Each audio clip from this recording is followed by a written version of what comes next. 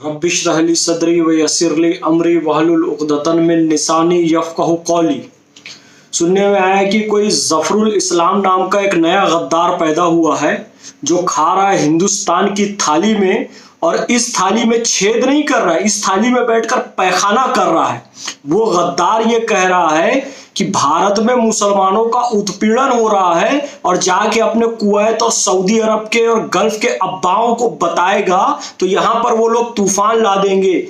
ज़फ़रुल इस्लाम, तेरे जैसों के लिए ही एक अलग मुल्क बनाया गया था पाकिस्तान, जा वहां पर जाकर बस जा। हिंदुस्तान में मुसलमानों पर जुल्म हो रहा है कहने वाले, शर्म से डूब मर। तेरे सऊदी अरब के अब्बाओं के पास जाता है तू ज़कात और फितरा लेने के लिए, इसलिए सोचता है कि वो बड़े ताकतवर है और तेरी मदद करने के लिए आ जाएंगे।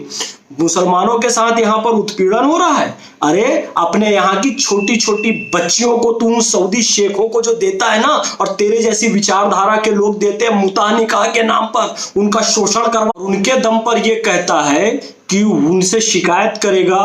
और क्या सेंटेंस क्या है, Indian Muslim enjoy huge goodwill in the I of Arab and Muslim world.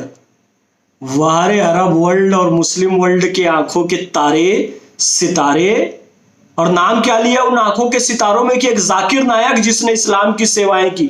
Bangladesh के एक रेस्टोरेंट में आतंकवादियों ने उस रेस्टोरेंट को घेर लिया और एक एक करके लोगों को बाहर जाने दिया। कुरान की आयत पूछते थे, जो व्यक्ति कुरान की आयत बता देता था उसको बाहर जाने देते थे, जो नहीं बता पाता था उसकी गर्दन काट देते थे।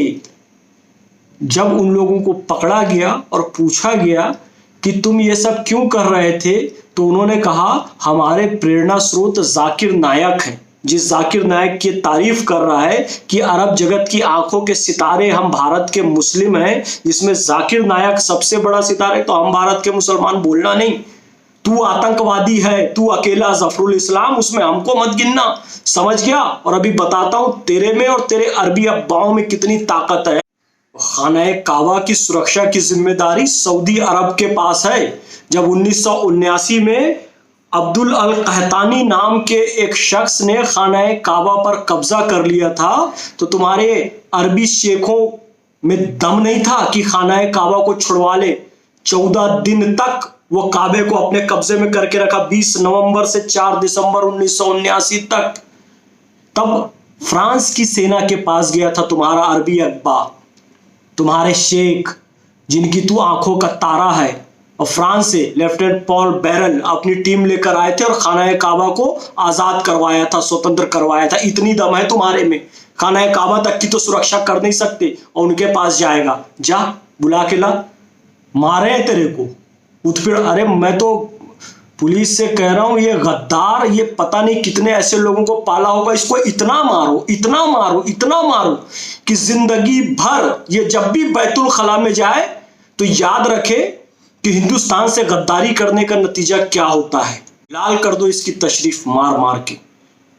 बेवकूफ, हिंदुस्तान में मुसलमानों पर जुल्म हो रहा है, अपने जाके मुस्लिम वर्ल्ड में बताएगा। जब अरे आज ये अरब है, जब ओटोमन साम्राज्य हुआ करता था ना, सुन सुन सुन, पूरा पश्चिम एशिया, आधा यूरोप, दक्षिण का पूरा यूरोप, उत्तर अफ्रीका पूरा, लीबिया, त्रिपोली, युगांडा, मिस्र, ये सब मिलाकर जब ओटोमन साम्राज्य हुआ करता था ना, जो तुर्की का खलीफा उसका हेड हुआ करता था, और जब इन लोगों ने इजराइल पे कब्जा करके रखा हुआ था, तब 1918 में यहां से एक राजपूत लाल दलपत सिंह शेखावत, जोधपुर का सेनापति, पाली का लाल, यहां से गया था 1918 में 23 सितंबर को हाइफा, और ऑटोमन साम्राज्य की पूरी सेना एक तरफ और जर्मनी का बैकअप, ऑस्ट्रिया हंगरी का बैकअप उन लोगों को मिला हुआ था। इधर अंग्रेजों ने दलपत सिंह शेखावत को मैसेज भेजा कि वापस आ जाओ, तुम तलवार लेकर जा रहे हो। उनके पास बंदूकें हैं, लेकिन दलपत सिंह शेखावत ने ये कहा कि राजपूताना में एक बार आगे बढ़ गए ना तो पलटकर वापस नहीं आते हैं। 12 बरस ले कुकुर जी और 13 ले जिए सियार, अब बरस 18 क्षत्रिय जिए आगे जीवन पे देखा, तलवार लेकर चला गया पूरा ऑटोमन साम्राज्य। 400 साल से जो साम्राज्य था बंदूक से वो लोग लड़ रहे थे। जब एक राजपूताना की तलवार यहां से गई ना तो हाइफा आजाद हो गया, इजराइल आजाद हो गया। 400 साल का साम्राज्य एक राजपूतानी तलवार ने खत्म कर लिया।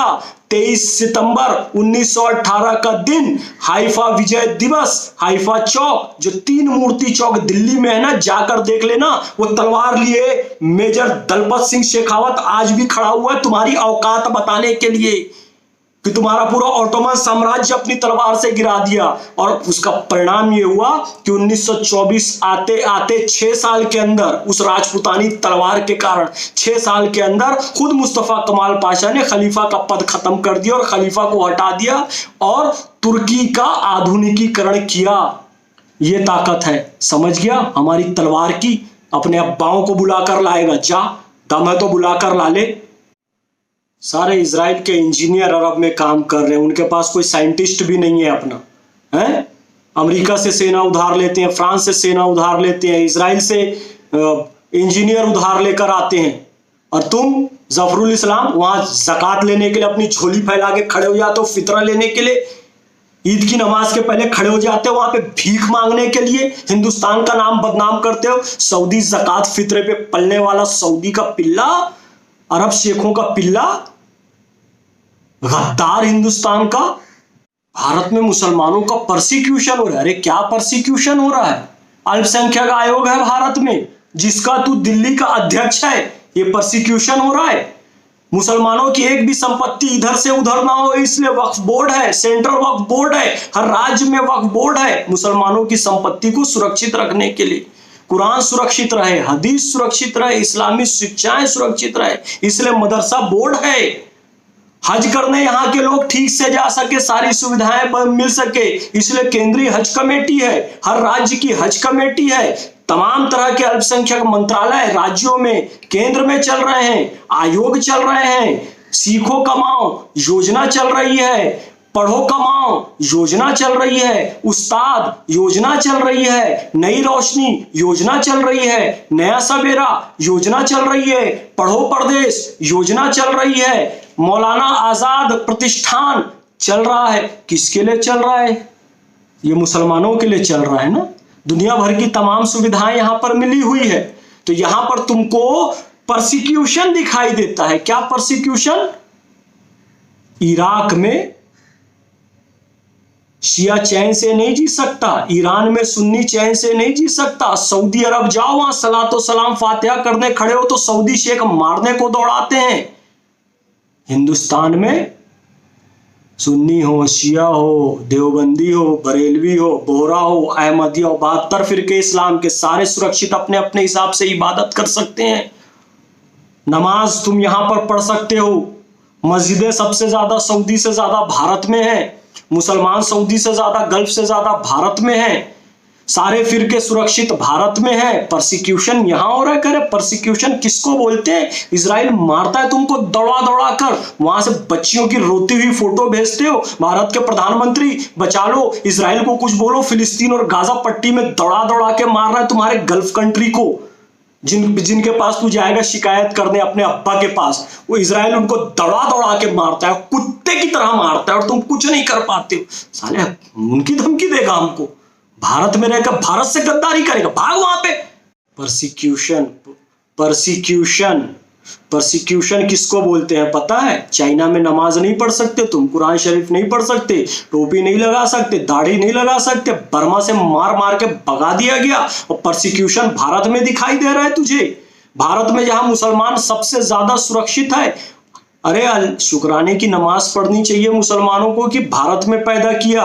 पाकिस्तान और बांग्लादेश में पैदा होते ना, बॉर्डर पार पार करके यहाँ पर आते रिस्क लेकर, भारत का राशन कार्ड के लिए, भारत के परिचय पत्र के लिए, भारत के आधार कार्ड के लिए। कुछ नहीं है उनके पास, सब कुछ खाली है। यहाँ आते हैं इलाज कराने, यहाँ आते हैं क्रिकेट खेलने, यहाँ आते हैं गाना गाने, यहाँ आते हैं फिल्मों में काम करने, यहाँ आते हैं ताजमहल देखने, यहाँ आते हैं ख्वाजा मोइनुद्दीन चिश्ती की दरगाह में जाने। पैदा पाकिस्तान और बांग्लादेश में होते हैं, राशन कार्ड और आधार कार्ड उनको यहाँ का चाहिए। अल्लाह का शुक्र अदा कर, भूखा मरता सोमालिया और युगांडा में अगर पैदा हो जाता, पाकिस्तान और बांग्लादेश में पैदा हो जाता, वहां के पासपोर्ट की दुनिया में कोई इज्जत नहीं है। अल्लाह का शुक्र अदा कर कि सरजमीन हिंदुस्तान में पैदा किया, सीरिया, इराक, यमन में पैदा होता, अमेरिकी टैंकों के नीचे और मिसाइलों से अभी तक दब के और जल के मर चुका होता। जफरुल इस्लाम इस्लाम का नाम बदनाम करता है। मैं मोहम्मद फैज खान ये कहता हूं, मैं कह रहा हूं, दावे के साथ कह रहा हूं, हिंदुस्तान मुसलमानों के लिए सबसे अच्छा मुल्क है। दोबारा ये बात अगर तूने कही कि यहां पर मुसलमानों का जुल्म हो रहा है, क्या जुल्म हो रहा है तेरे ऊपर, क्या जुल्म हुआ? वीआईपी सुरक्षा में घूमता है, वीआईपी सुरक्षा में रहता है, मस्त अल्पसंख्यक आयोग का चेयरमैन बना हुआ है, सारी पुलिस तेरी सुरक्षा में लगी हुई है, मौज कर रहा है, 3 टाइम रोज बिरयानी खा रहा है, तेरे ऊपर जुल्म हो रहा है। बदतमीज आदमी, गद्दार आदमी, जिस थाली में खाता है उस थाली में पैखाना करता है, बेशर्म कहीं का। कर लेना केस कितना, और खबरदार जो किसी ने मुझे फोन करके धमकाने की कोशिश की ना, खबरदार, ये धमका, सबसे पहले अपने अब्बा जफरुल इस्लाम को समझाना, और मुझे जो शिक्षा देते हो ना फोन करके कि तुम इस्लाम के खिलाफ, इस्लाम और मुसलमानों के खिलाफ नहीं कहता हूं मैं, जो सही है वो कहता हूं मैं। पहले जफरुल इस्लाम को समझाना, उसके बाद मेरे पास आना, और दम है जफरुल इस्लाम तो मेरे ऊपर केस करके दिखा। हमारे एडवोकेट सिराज कुरैशी ने अभी एक लाइव वीडियो चलाया है, उन्होंने भी कहा ताकत है तो केस करके दिखा, तू गद्दार है, गद्दार है, गद्दार है। एक बार नहीं कहेंगे, 1000 बार कहेंगे, सरजमीन हिंदुस्तान का गद्दार जफरुल इस्लाम, अरविंद केजरीवाल, इसको लात मार के बाहर भगाओ। ऐसे गद्दार को तुमने चेयरमैन बना के रखा हुआ है। तूने जो हरकत की है ना जफरुल इस्लाम, दिल तो कर रहा था कि और भी कुछ बोलूं तेरे बारे में, पर भाषा की मर्यादा है मेरी। गुस्से में जितना बोला ना उसको 10 गुना, 20 गुना, 1000 गुना समझना। हमारी माताएं बहनें भी ये वीडियो देखेंगी, क्योंकि हिंदुस्तान की, इसलिए तुझे जितना डांटा हूं कम डांटा हूं, तेरे बारे में जितना बोला हूं कम बोला हूं। भाषा की बहुत मर्यादा रखा तो इतने शब्द निकले मेरे मुंह से, है ना।